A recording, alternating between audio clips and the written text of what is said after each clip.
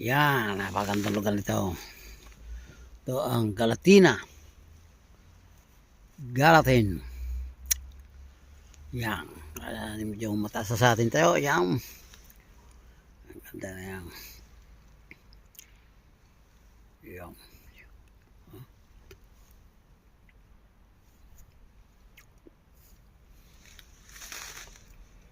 Ang araw yan.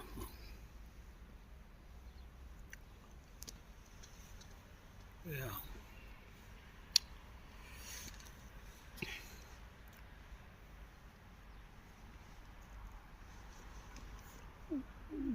Ayun. Yung